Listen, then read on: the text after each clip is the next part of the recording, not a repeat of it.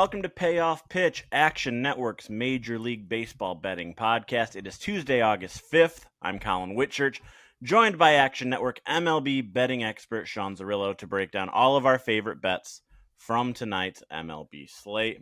Let's jump right into it with our best bets. Sean, I'll start off by saying, given all the success you've had as an MLB bettor over the years, I feel pretty good about myself when I look at the slate on Tuesday morning. I do my handicapping. I pick out my favorite bets, and then I open up our show doc and see that the bet I identified as my favorite bet, you've already entered under our best bet section. And that has happened today. I'll give out my own best bet just to give us a little bit more action for our listeners. But this was the one I had identified as well. I think we've both identified Mackenzie Gore as someone who looks a little diminished at this point in the season. So why don't you tell us why you are on the Athletics tonight, as well as the total in this game between Sacramento and Washington? Yeah, good call there on Sacramento instead of the banned O word on the show right out of the gates. So I like the A's and the over 8.5 in this game. I think you could probably put it in the same game parlay together. Not something I normally bet, but there is correlation certainly there because we need Mackenzie Gore to give up some runs, and he has been pretty brutal of late. The Nationals were reportedly shopping him at the trade deadline to the Cubs, to the Padres. It sounds like the Padres made an offer that was close, but not quite enough for him. I would imagine the Nationals wanted to return commensurate with his performance over the first 3 months of the season, 2.5 months of the season, because through mid-June, Mackenzie Gore was all-star caliber, if not Cy Young caliber. 2.89 ERA, 2.8 expected FIP, 27% strikeout minus walk rate. That's all ace level. 105 pitching plus, 365 bot ERA. But his past 7 starts since June 20th, the command has fallen apart and the results have as well. ERA north of 6. So his ERA has doubled in his past 6 starts from 2.89 to 6.06. A 5.22 expected FIP, 4% strikeout minus walk, 87 pitching plus, and a 4.95 bot ERA. The stuff plus has gone down from 100 to 94. I think Mackenzie Gore is showing some injury red flags at the moment because the velocity has kind of stayed stable. The zone percentage has stayed relatively stable, but the swinging strike rate has gone down. The stuff plus has gone down. And the location plus in particular has plummeted from 105 to 81 or to 105 to 91, a 14-point drop in location plus, a 18-point drop in pitching plus, and that body array up nearly a full run and a half. Without the velo drop, that does indicate to me some potential injury concern for Mackenzie Gore going forward. Now, looking at Luis Severino, I've heard a lot of talk this year about how awful he is at home, how good he is on the road. He actually has a better expected FIP at home. His expected FIP at home is 4.34. On the road, it's 4.8. So you're not necessarily getting a better version of a Luis Severino here, which doesn't help the A's, but it does help the over a little bit. But throughout the rest of this matchup, it's just slight advantages for the A's over the Nationals for me. Their offense is a little bit better. Their bullpen's a little bit better. And they're a little bit better defensively, too. That's not to say that they're great defensively or in the bullpen, but they are a little bit better projection-wise than the Nationals are. So ultimately, I get the A's to plus 104 here. I make the total 9, almost on the nose, 9.02. I like the A's down to plus 115, and I like the over 8.5 up to minus 110. It seems like both of those have moved in the directions that I bet them. Just still a little bit of room left in order to bet them where they are currently. So yeah, 2 bottom 10 bullpens I think helps the over. But the big difference, looking at offense, defense, bullpen, the A's last 30 days, third in WRC plus of 115, and the Nationals are 28th over the same span. So I think the Nationals could still score off Severino, score off of the A's bullpen, but there are slight advantages throughout this game for the A's, assuming Mackenzie Gore is going to be pitching to the same level he's pitched over the past 6 weeks. So Collin, to your point, as you said, you're excited to see when I'm on the same bets that you point out, it goes both directions. When you guys, other analysts from Action, I try not to pay attention to what other people are betting just because I don't want it to influence my brain or my decision making. But, after the fact, once we're on the pod, when we're aligned on the same side, it gives me a little bit more confidence to see by whatever processes your guys are arriving at the same picks as well. So what did I miss in terms of my Nats A's breakdown and why you're betting this one today too? Yeah, I mean, you pretty much hit the nail on the head. Gore is someone I've been following really closely. We had our monthly futures check-ins with me and Jim Turvey at the beginning of June. I identified Gore as a long shot NL Cy Young candidate. He was sitting about 40-1 at that point. Sure. And he had all the makings of a frontline starter, of an ace. He has that build where you weren't necessarily worried about him wearing down, based on innings limits or anything like that. And also the Nationals were going to be bad. They were just going to let him go out there and do his thing. So I'm with you. I think that there's something concerning with injuries or something. I know people love hearing about our fantasy baseball teams. Right around the time that he started to slow down in my dynasty baseball league, I traded Roman Anthony for Mackenzie Gore in a win now move. I traded the number one prospect in baseball to get Mackenzie Gore. That's how into Gore I was. Like, this has been baffling what we've seen over the last 6 weeks or so. Yeah. I can see no other reason than injury. Like, the first thing I thought is, well, he's still a relatively young starting pitcher. Maybe it's a workload thing. He's at 123 innings right now. He threw 166 last year. He threw 136 2 years ago. Like, this isn't a workload thing. He is a horse. He's not, he's 26 at this point. This is, it's only his third full season in the majors, but this isn't a young pitcher getting used to a huge workload. So the only other thing I can think of is injury related. What's really funny too is in the midst of this stretch where he struggled, he struck out the side in the All-Star game. Yeah. When he came into the All-Star game, I was waiting for him to give up runs. He was one of the guys I circled because I had the over in that game. He was one of the guys I had circled as, okay, I think this guy could come in and blow up a little bit. And of course, he struck out the side in that game. And then back in real games, he went right back to walking dudes and blowing up. So yeah, they're just kind of funny. He struck out the side in his one inning in the All-Star game in the midst of this decline in performance. Yeah, and it's funny because too, the one thing you'd worry about with betting the A's right now is that the back end of their bullpen has been severely depleted without Mason Miller.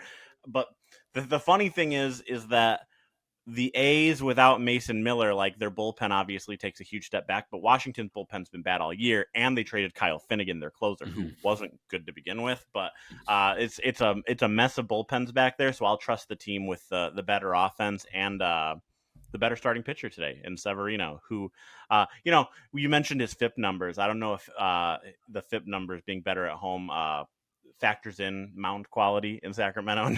Right. But he's someone who I looked to fade early in the season, but you always look for pivot points with guys that you look to back or fade. And I definitely a couple weeks ago reached a point where Severino started to become undervalued. And I think that's the case tonight as well. Let's move on to my best bet other than the Athletics. I found a prop I love. I love finding a young pitcher being underrated in the strikeout market. Unfortunately, my guy Chase Burns isn't pitching tonight, so I've got to go to whatever's left of the team up in Minnesota. Bet on another favorite of mine. That would be one Daniel Zebulon Matthews, a.k.a. Zebby Matthews. He's facing the Tigers tonight. While Detroit is understandably the favorite here, Matthews' strikeout prop is lower than I would have expected for a pitcher with huge strikeout potential against a team that strikes out quite a bit. Matthews is running an above-average K rate through 7 starts this season. He's at 29%. His called strike plus whiff rate is at 28.6%, which is also above league average. And just from a raw totals perspective, these numbers make your head spin a little bit. He's got 42 strikeouts in 33 and a third innings, despite running a 5.67 ERA. When he's getting outs, it's generally via the strikeout. The Tigers have mostly recovered from their offensive malaise that took place around the All-Star break. They looked good. They broke out. Kerry Carpenter is back. We've talked about him a lot, Sean, and how he kind of, in a strange way, is makes or breaks this offense. He had a home run last night that gave Detroit the lead. But even with their offensive success, they're still an incredibly strikeout-prone team. They have a 23.9% K rate against righties this year. That's the third highest in the majors behind just the Rockies and Angels. Riley Green is in a huge, huge funk right now. About the most streaky hitter on the planet. He goes from looking like an MVP candidate to looking like late career Chris Davis 1 week to the next, So he's 4 for his last 40 with 23 strikeouts or something like that, or at least he was entering last night. Spencer Torkelson is also strikeout prone. Of course, Javier Baez has taken a huge dip from his hot start to the season. They all strike out at above a league average rate. Guys like Dylan Dingler, Kerry Carpenter, who we mentioned, Zach McKinstry, they're all right there too around high strikeout rates. The only guys who are really tough to strike out in this lineup are Colt Keith and Gleyber Torres, who generally hit at the top of the lineup. So you could even see a situation where Matthews doesn't get a lot of strikeouts early. Look at that live prop. Maybe look for live overs as well. But I'm on the over here at 4.5. The Twins are obviously in heavy rebuild mode. They just need to get through the season at this point, and Zebby is one of the young pitchers I think they see being a big part of their future. And I think they're going to give him every opportunity to get experience, work himself out of trouble, and just roll the rest of the season with nothing else to play for in Minnesota. They've kind of eased him back in from a workload perspective since he rejoined the rotation after the All-Star break. He only topped out at 81 pitches, but he threw 94 in a start earlier this season. He started all year in the minors or majors, so I think the reins are going to be slowly coming off with him rejoining this rotation again. We saw the Tigers strike out 7 times last night against Travis Adams, who's a much less imposing arm than they'll see tonight in Zebby. So I love the Matthews prop tonight at over 4.5. The best odds right now are minus 150 at BetMGM. I think I'd play that to about minus 175. And like I've done with Burns a few times, I think there are ladder opportunities here with Matthews. I think if you want to go up to 7 or 8, depending on how much risk you want to put into your portfolio, I think it's worth doing. Matthews is a pitcher that I've identified very high strikeout upside, and I think he at least gets 5 tonight against the Tigers, maybe even more. I had no idea his middle name was Zebulon. I didn't know it was. Is it Daniel or David? It is. I had it written down here. It is Daniel Zebulon Matthews is his full name. Zebby Matthews. We need the Zoltan for strikeouts for Zebby now. I need Twins fans throwing up the Zoltan when this dude's king people. Yeah. It's already good enough. Just going by Zebby makes you unique enough, and to learn that it's because his middle name is Zebulon. I disagree. I think go by Zebulon. I think Zebulon is significantly more fun than Zebby. I had no idea it was a middle name or that it was Zebulon. That is incredible. It reminds me. It reminds 80 me great of, name. It reminds me of when Frankie Montes was a prospect. He was going by Francellis Montes, which his first name is Francellis, and it pissed me off when he started going by Frankie. I'm like, it's way cooler if we had this starting pitcher out here named Francellis Montes. Francellis. Oh my god, it's like an Italian appetizer. Francellis, exactly, incredible. Maybe Francellis. I don't know how it was pronounced, but I'm glad. I'm just glad to learn that Zebulon fact today. 80 grade name and fact of the day for me. So absolutely. Maybe you can get us some strikeouts tonight. Let's move on to our favorite underdogs of the night. I will go to you again first, Sean. You are going to New York, and those poor Yankees coming off getting swept by the Marlins over the weekend. That first game, I don't know if you guys talked about this yesterday or not, but that first game after the trade deadline, when they blew that giant lead to the Marlins with Jake Bird, David Bednar, and Camilo Duvall all getting into the game and all just getting absolutely lit. Obviously, the series ends in a sweep. Last night, it looked like they were finally going to get off the schneid, lost in extra innings to the Rangers with Jake Bird taking the loss. They are now in third place in the AL East. They are tied with the Mariners for the second wild card spot at this point, only a game and a half above, I believe, these Rangers in the playoff race. It's crazy what's happened in New York of late. But as is often the case, you look for these pivot points, as we mentioned, and the Yankees now are underdogs tonight with Will Warren on the mound against Nathan Eovaldi. So tell us why you like the Yankees tonight to break out of their funk. Well, Aaron Judge should be coming back tonight. That's the lead that I do not want to bury. I was writing up my projections for this game, and I'm like, I like Will Warren. I think Will Warren is closer to Nathan Eovaldi than the projections expect. I'm like, going through the analysis, and then I'm checking the model. I'm like, oh, Aaron Judge is in my projected lineup. That's why I bet the game. Like you could dance around it as much as you want. I make this game plus 127 for the Yankees if Judge is out. I make it plus 103 if he's in. And as of an hour after the game ended last night, they said Judge will be back today. So assuming all goes well in warmups, batting practice, etc., with his injury, he will be activated. He will be on the Yankees roster and in their lineup DHing tonight. Now, him DHing does force Giancarlo Stanton into a corner outfield spot, which is an absolute nightmare. Defensively, you would much rather have that with a guy like Max Fried on the mound, who's going to keep the ball on the ground and not allow the ball to go in the outfield where Giancarlo Stanton has to chase the ball into a corner and turn singles into doubles and doubles into triples. So that is a disaster defensively. It's not that Judge is an incredible defender, but he's a league average defender in a corner where Giancarlo Stanton is probably the worst defender in the sport in a corner. So that is a negative for the Yankees overall. But, this team ran a league average offense without Aaron Judge in the lineup, a 100 WRC plus. They were the number one offense in baseball with him in the lineup at a 118. So a huge differential, Judge in versus Judge out. As I said, I make it plus 103 with him in, plus 127 with him out of the Yankees lineup. It's a very big difference. But to the point about Will Warren and Nathan Eovaldi, you see that sparkling ERA for Eovaldi. I think it's like 1.6.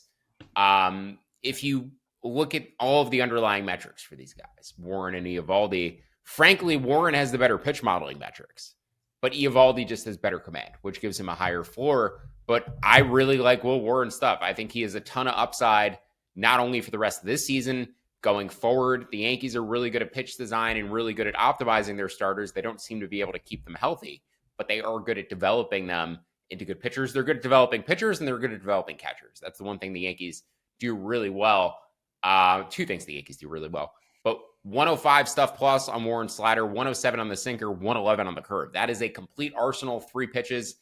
If he consolidates it a little bit more, I think he'll be an even better starter than he already is. So, I think the command for Eovaldi gives him a higher floor. The stuff for Warren gives him a higher ceiling. Eovaldi's also been pretty lucky this year. He has a 257 BABIP. He's a 300 career. He has an 85% strand rate. It's closer to like 73% career, which is right around the major league average. So you see the huge difference in the ERAs. I think Warren's been unlucky. I think Eovaldi has been a little bit lucky. The Yankees defense has just really let Will Warren down, especially that series in Toronto.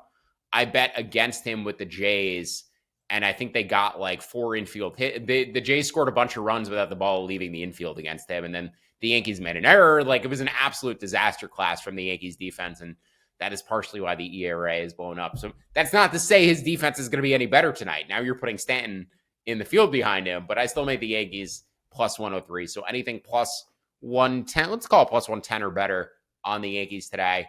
Yep, my favorite underdog for today, assuming Judge is going to be back.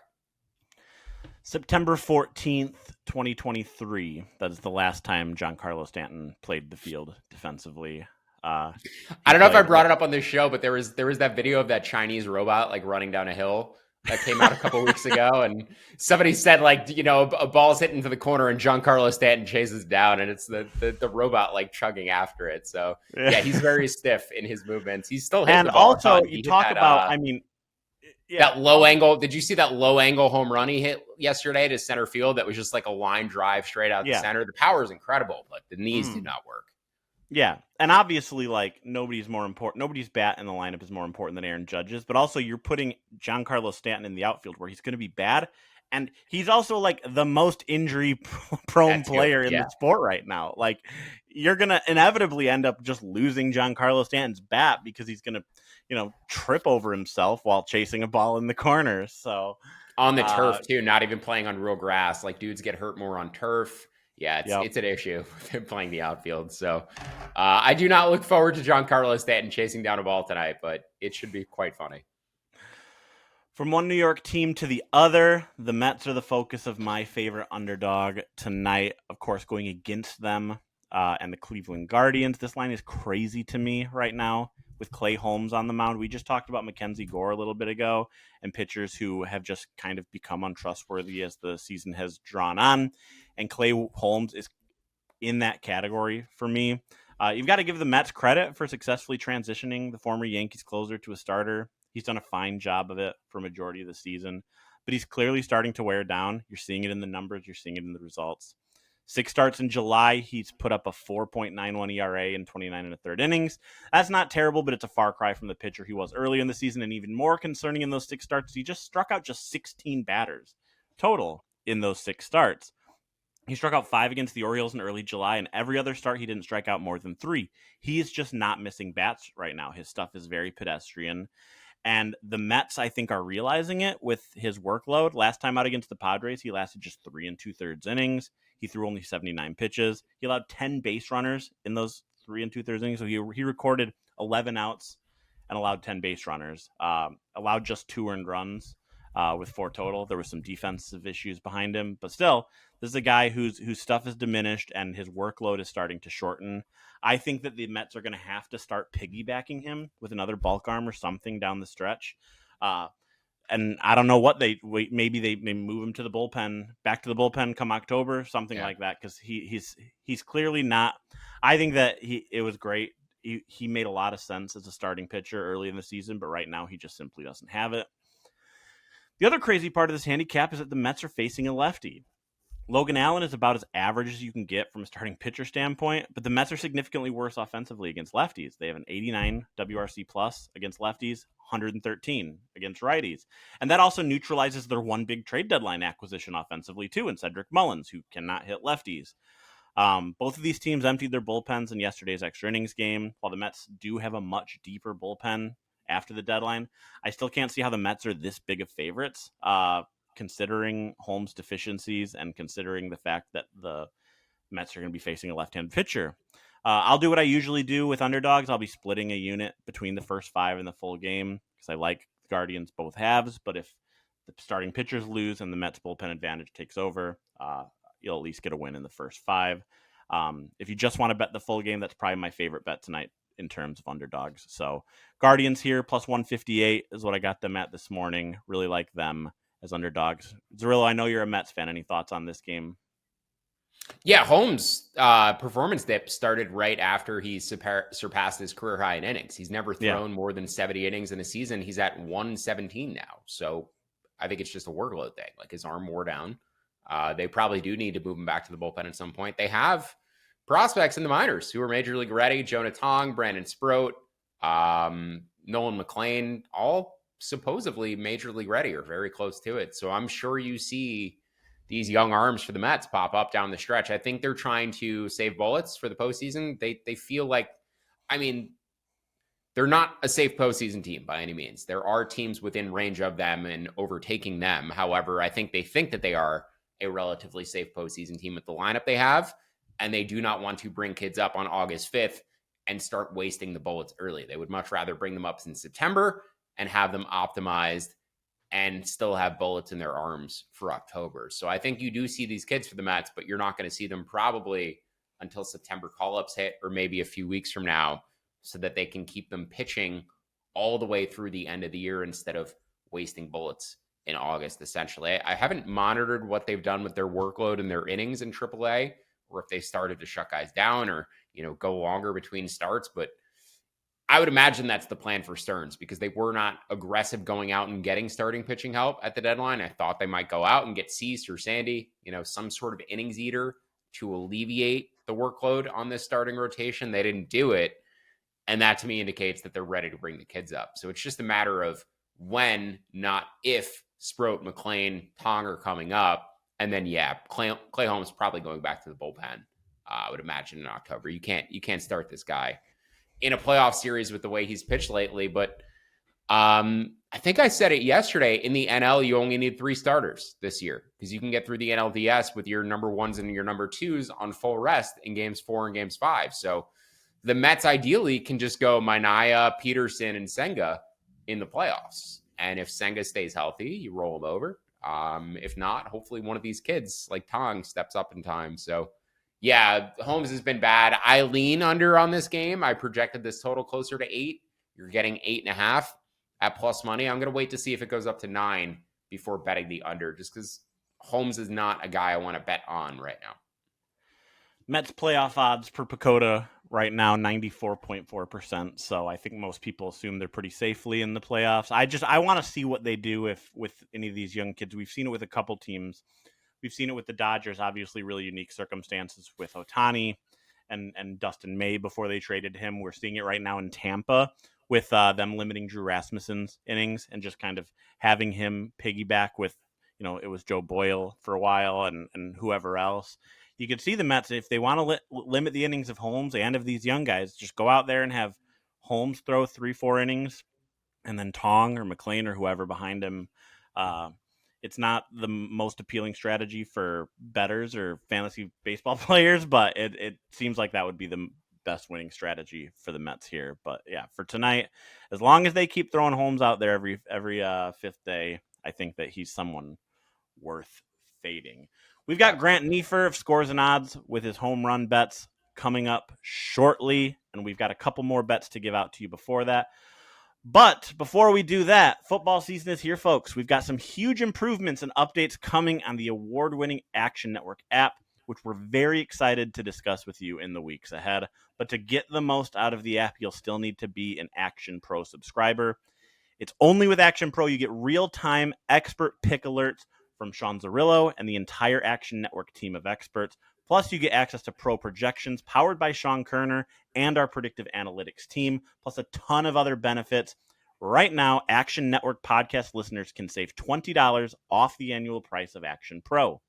Just go to actionnetwork.com/pro and use code PAYOFF20. That's actionnetwork.com/pro. Use the code PAYOFF20 for $20 off the annual price of Action Pro. All right, Sean, before we throw it to Grant, we've got a couple more bets to give out here. We will start with the Braves, who are hosting the Brewers tonight. Seemingly a pitching mismatch of Freddie Peralta against Joey Wentz, but you don't see it that way. Yeah, I think the Braves bullpen just should be better than it has been. I mean, they haven't been good over the past month, 27th in expected FIP. So have vastly underperformed the quality of pitchers that I think are in that bullpen. And I don't project as big of a gap between these bullpens as they have performed. They've performed about a 3/4 of a run differential in ERA over the past month, or I think over the season. Yeah, on a season-long ERA, I think they're about 3/4 of a run, 9/10 of a run apart. I think they should be closer to 1/4 of a run apart. And that's projecting the Brewers bullpen as good as it is, because the Brewers do have an elite bullpen. I just think the Braves should have an above average bullpen, and they have not. They've largely underperformed for the entire season. So hopefully Wentz can keep this close, because he is in a bad split probably against this Brewers offense. Career 4.1 expected FIP against righties, 4.1 expected FIP against lefties, 5.03 against righties. He has, though, improved the strikeout rate and the strikeout minus walk rate against right-handed hitting this year. And the Braves seem to have confidence in extending him out. He went 6 shutout in his last start against the Royals. He has a good curveball. He has good command location plus at a career high, 102 plus this season. So I think Joey Wentz could be around a league average starter. He doesn't give me a ton of confidence. These splits today against the Brewers offense with 9 right-handed hitters do not give me a ton of confidence. Freddie Peralta, though, a little bit of command issues. 2 of his past 3 starts, walked 7 batters combined in those 2 outings. The location plus is at 101 on the season, dipped down to 92 in both of those outings against the Cubs and the Dodgers. So I think Peralta could be vulnerable. And Braves offense, that said, is very diminished right now. No Acuna, no Austin Riley. So a big hit out of that Braves offense, I think, lends itself more so to the under than it does to the Braves money line. I make the total about 7.25. I like the under 8 down to 7.5 at even money. And then I make the Braves about even money at home here. So Braves money line down to plus 110 in addition to the under. Not a game I'm super confident in. And if you're choosing one of these 2 bets, I'd probably prefer the under to the Braves money line, but just have to go with the model recommendation in terms of both the side and the total on this matchup. Just nothing, in particular stood out to me aside from Peralta's recent command issues that points itself to Braves money line, other than the fact that the Brewers are just playing out of their minds right now. And I think the Braves are probably a contrarian pick based upon betting percentages and likely a book need as well. So Braves to plus 110 and then the under to 7.5 at even. Your next pick is an interesting one to me because I obviously the Marlins been red hot lately before losing last night. They got to 500, and they are facing the Astros, who as of this moment have not announced a starting pitcher tonight. But you are on the Astros tonight. Is there someone in particular you project, or why are you on the Astros tonight? Yeah, it should be Spencer Arrighetti. He's coming back from a broken thumb. He was having catch in the outfield in April, and a line drive during batting practice managed to find him in the outfield, hit him on the pitching hand, and break his pitching thumb. Just think about the percentage chance of that happening. You're standing in a major league outfield throwing, having catch with somebody. You don't see the ball or hear the ball coming, and it happens to hit you on your thumb of the throwing hand. Like, the odds of that happening are so low. There's a reason it does not happen often, but poor Spencer Arrighetti got drilled on his throwing hand, out for 3 months with a broken thumb. It didn't seem like there was any ligament damage or anything like that. It was purely just casted and healed up. They gave him 3 rehab starts to try to get his pitch count back up. He got up to 79 pitches in his last outing, so he should be good for 90 to 95 pitches tonight.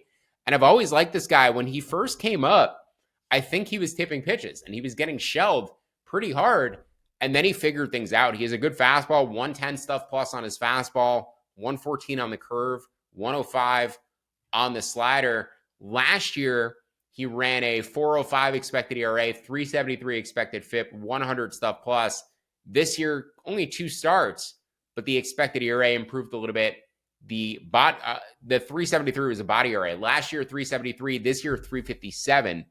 And the stuff plus up from 100 to 102. So I think Arrighetti is an above average major league pitcher. He is a big need for the Astros right now, too, in terms of just getting arms back. It seems like Christian Javier also rehabbing. So maybe the Astros are not trending as poorly as it looked like they were just a couple of days ago. Jordan Alvarez starting to do baseball activities again, I think, too. But yeah, big starting pitching advantage here for the Astros with Arrighetti going against Cal Quantrill, who has a 4.8 expected ERA, a 5.4 body ERA. I view Quantrill as one of the worst pitchers in the bigs.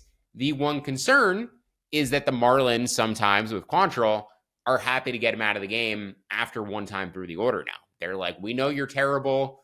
Also, we're much closer to the playoff race than we were a few months ago when we didn't really care how poorly you were pitching. So, yeah, now we're going to bring in Ronnie Enriquez, after you go one time through the order. They can do that. But I still made the Astros about minus 125 here and bet them up to minus 115. I think we're getting a discount because the Marlins have played so well and the Astros have played so poorly. But I think Arrighetti gives them a big pitching advantage over Quantrill tonight. Astros also just got Jeremy Pena back. Huge boost to their defense, and he had a big night at the plate again last night, so he's continuing his offensive production that he saw before going on the injured list. I had 2 other pitching props I was going to give out. One of them was Clay Holmes, related to my Guardians Mets back under 16.5 outs. That dipped before I could get to it. 16.5 was insane. I loved the under there.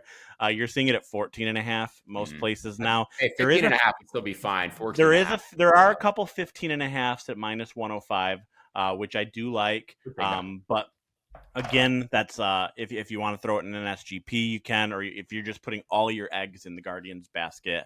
Some people are fine doing that. You generally want to spread it around. If you're already betting the Guardians money line, you're getting better odds, assuming Holmes is going under that total anyway.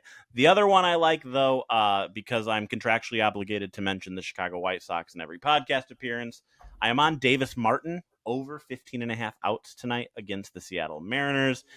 Davis Martin recently returned from the injured list. He recorded 15 and 17 outs respectively in his 2 starts back. Even if you include that 15 outing 2 weeks ago against Tampa, Martin has gotten at least 16 outs in every start but that one, dating all the way back to May 8th, 9 starts ago, including his IL stint. And that includes a start against these very same Mariners. On May 19th, he went a season-high 7 1/3 innings. Well, okay, it's not entirely fair to say these very same Mariners because that iteration of the Mariners did not have a Eugenio Suarez, did not have Josh Naylor, but the point remains that the White Sox trust Martin to get himself out of trouble and pitch deep into games. I think that'll be especially true these last 2 months of the season without Adrian Hauser in the rotation. So they're going to need to find opportunities to give their incredibly below average bullpen a break. Davis Martin is clearly one of Will Venable's most trustworthy arms there in that rotation. Brian Wu is likely going to absolutely dominate this White Sox lineup, even for as good as they've been since the All-Star break. But Seattle's lineup isn't nearly formidable enough that I have any concerns about Martin getting roughed up early. He pitches into the 6th inning of virtually every start, even ones where he gives up 3 to 4 runs. I don't see that changing tonight. So I really like Martin over 15.5 outs tonight. If he just gets 1 out in that 6th inning, we are cashing that bet tonight.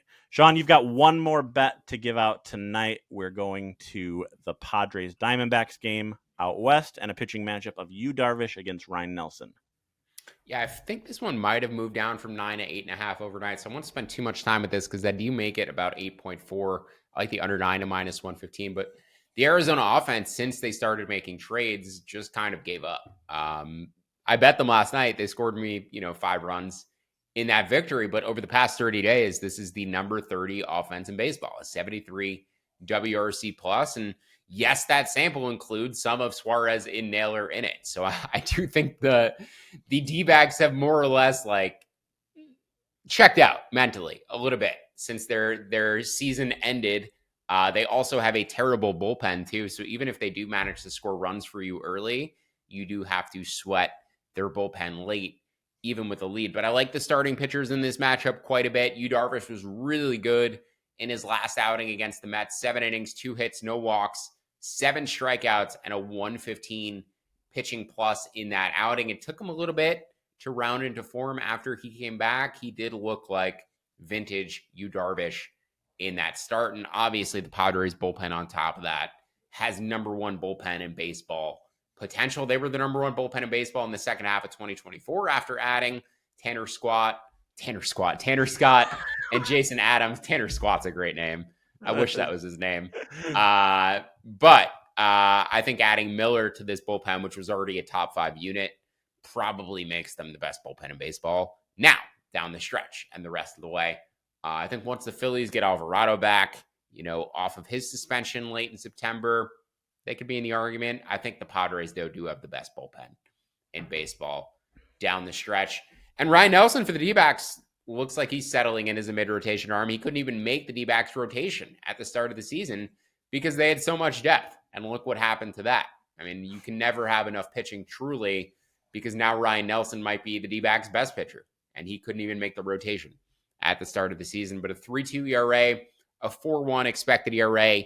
The pitch modeling metrics are elite, not elite, but well above average, and a number 2 level starter in terms of the pitch modeling. 108 stuff plus, 106 pitching plus, a 3.5 bot ERA. I think he can outperform his rest of season projections, which are in the low 4s, 403 to 433. His rest of season FIP projection, I think Ryan Nelson can pitch closer to a 375. I mean, that expected ERA, 406 expected ERA, I think is pretty fair for his rest of season projections. So more optimistic end of the FIP projections, that 403, 4 ERA, I think is right where you can project him rest of season going forward, and a league average starting pitcher, if not slightly above.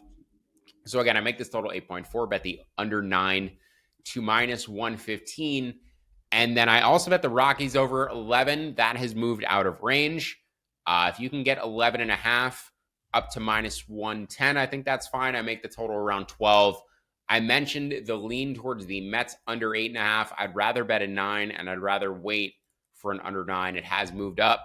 Well, it moved down from 8.5 to 8, moved back up to 8.5. It may get up to 9 eventually. I would bet the under at 9.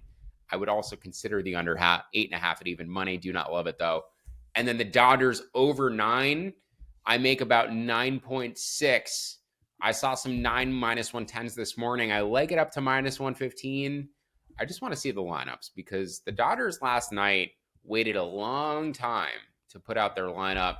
I know Teoscar Hernandez is still nursing some injuries. Mookie Betts has had a down year. They like to sit him occasionally. So I just want to make sure the Dodgers have their full complement of offensive players before I lock in that over, potentially against Miles Michaelis. But yeah, Dodgers over 9, potentially up to minus 115, assuming their regular lineup is in tonight. Grant Neiffer of Scores and Odds continues to absolutely crush his home run props that he gives out each and every day. If you are not tailing them like I am, you are severely, severely missing out on some great opportunities for profit. So before we get out of here, let's toss it over to Grant himself, who's going to give us some of his favorite home run props from this Tuesday MLB slate. Thanks, guys. It is Dinger Tuesday. That means a 50% profit boost or a no sweat token over at FanDuel. I'm using the 50% profit boost on this three-leg banger right here. 144 to 1 odds. Absolutely beautiful. Let's get into the first bet in this. Jordan Westburg plus 400 to hit home run. He gets a matchup versus Taijuan Walker, who has been absolutely crushed by righty power going back to the beginning of the last season, giving up 1.7 home runs per nine this season. 3.05 last season. Just a great matchup for righty power. Westburg has some solid pop, decent weather over in Philly today.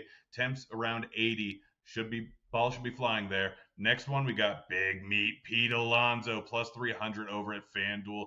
Big Meat Pete has been on an absolute tear with 3 home runs in the last 4 or 5 games. Been absolutely crushing the ball. Gets a matchup versus Logan Allen. Logan Allen has been a little bit reverse splits when it comes to power this season, allowing right around league average power to righties this season, but we go overall in his career, 1.4 home runs per 9, so he grades out as a plus matchup for righty power, and this season he's due for some negative regression. Alonso in a great spot with great odds here. Lastly, Joe Adell, you can get this around plus 360 to plus 400. It's moving up and down all over the place, but I don't really care. I'd hit it all the way down to plus 300.